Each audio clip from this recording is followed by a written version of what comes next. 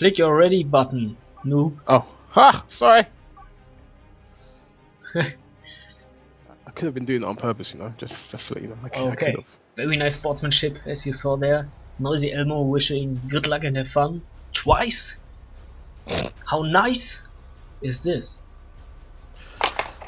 Okay, now we have a completely different setup. So Milty and Spartan being in the same team.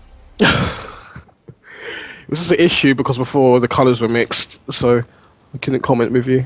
Okay, so CreamySurprise playing his white Hive Tyrant. White and a little bit of yellow, maybe? Hive Tyrant. Going for some termagants and I think a second termagant.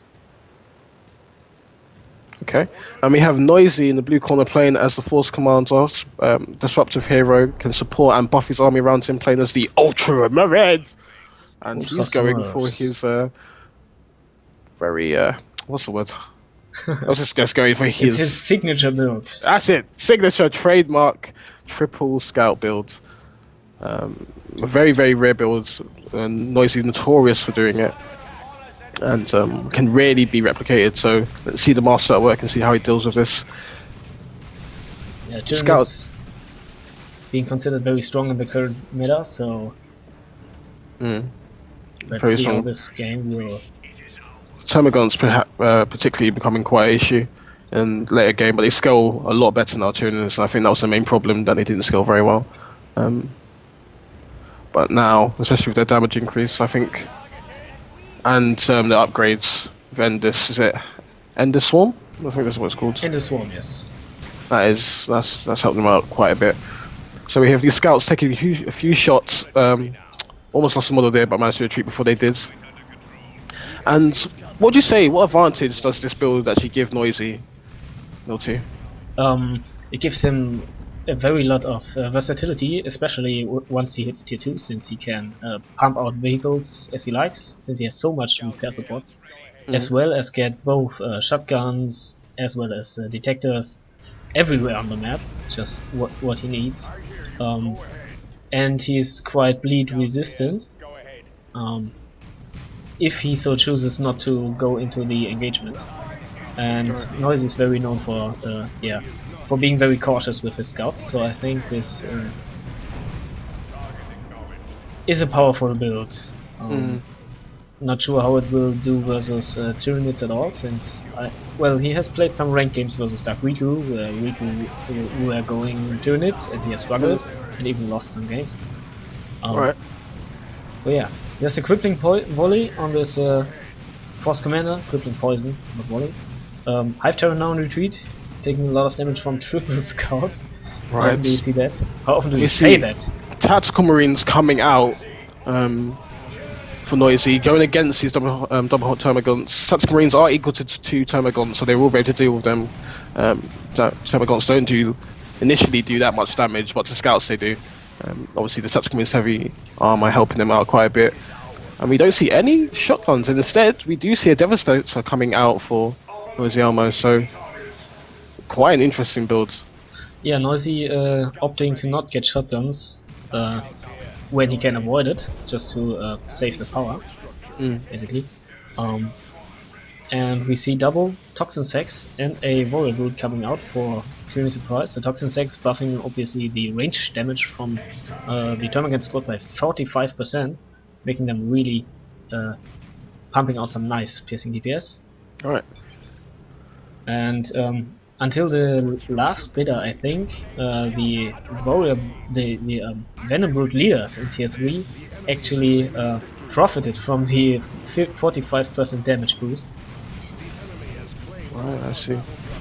So these scouts blobbing up quite a bit to deal with these termagants, but they're going to get flanked. That Devastator needs to be very careful, getting crippling shotted on and slowing down. Force Commander activating, I think that's Battle Cry, activates Battle Cry, and there's the buff. Scouts moving very quickly, managing to cat around this Hive Tyrant. These Tactical Marines coming up to fire upon these Hormagants. And Force Commander upgrading with Council Artificer's armor and upgrading with the Bubble Shield instead, or sorry, Iron Halo.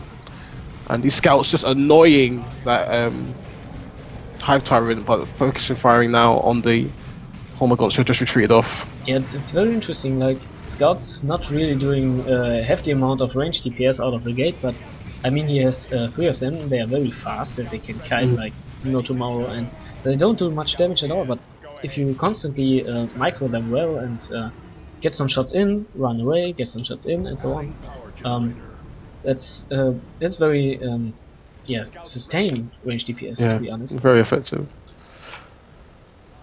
And we see triple gems up for CreamySurprise. Right.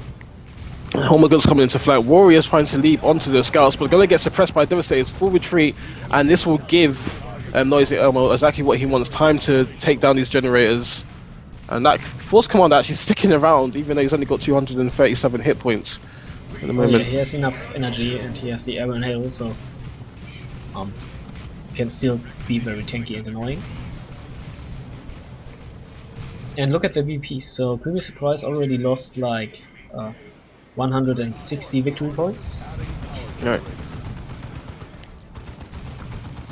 And Artificer is coming up again. Hormiguns trying to flank, come against those Devastators.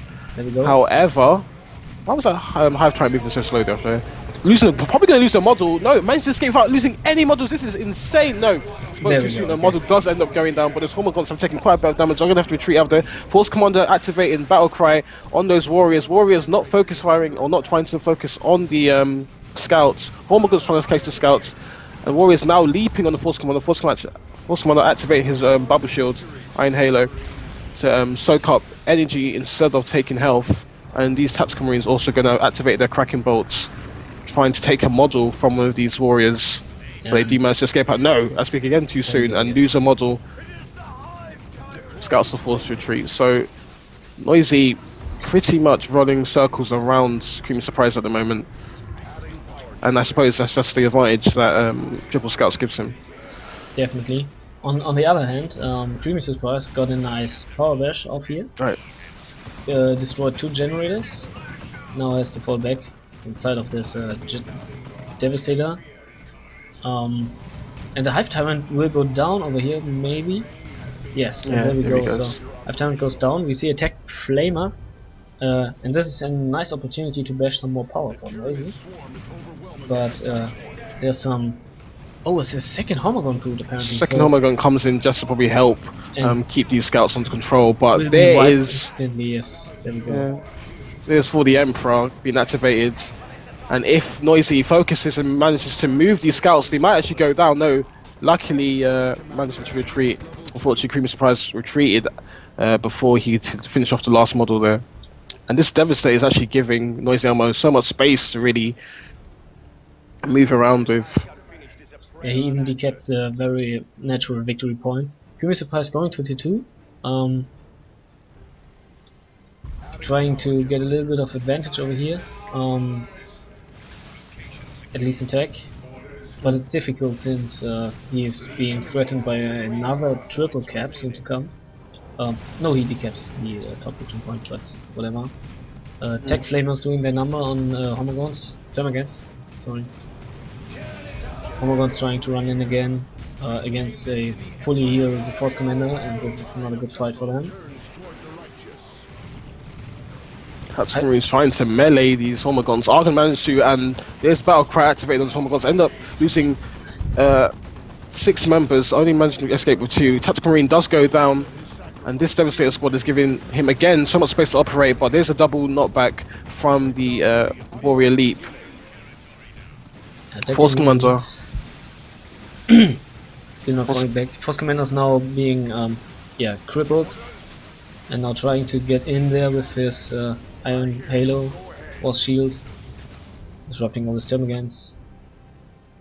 Devastator Marines resetting up. Hive Tyrant still down.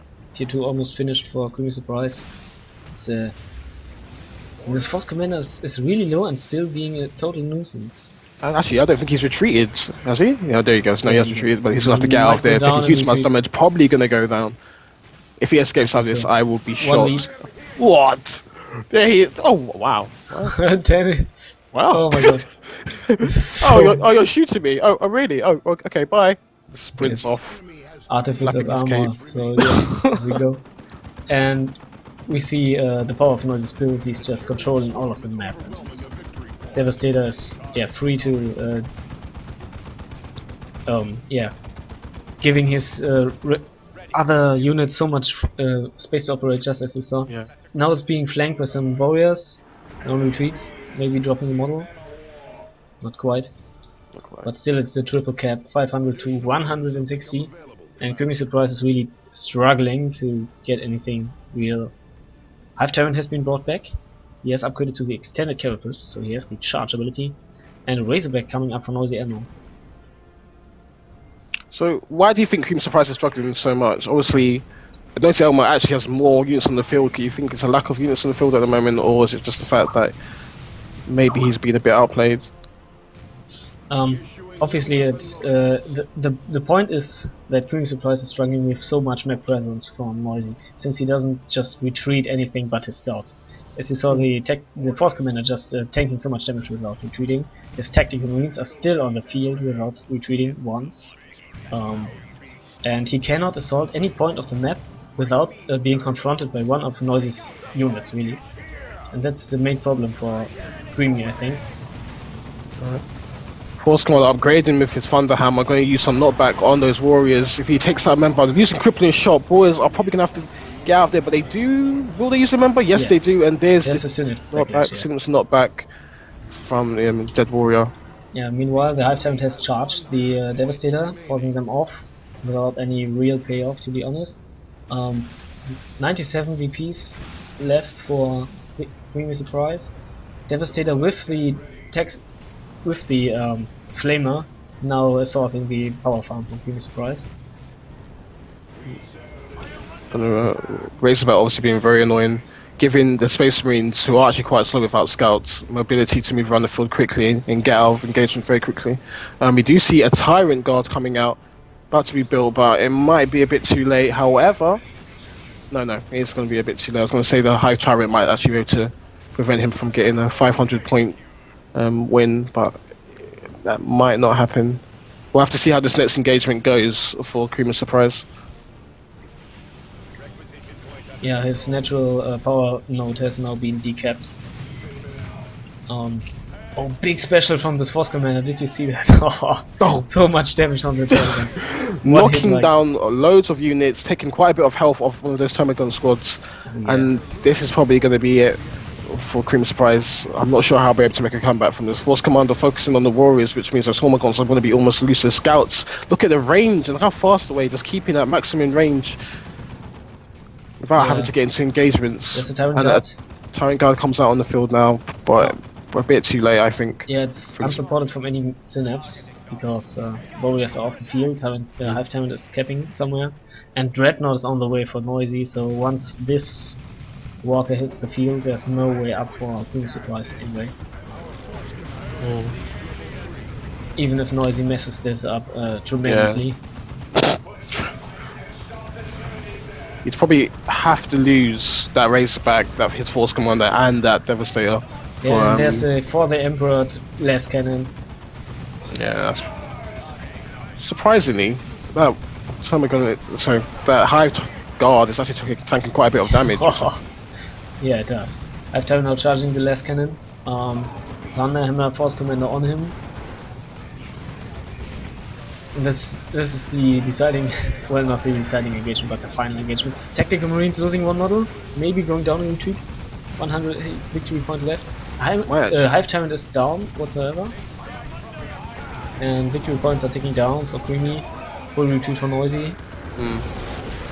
Yeah, but I think that's probably going to be it. Needs to cap that point, but it's a bit too late. And here comes the Dreadnought to finish things off, and quite a convincing win from NoisyElmo.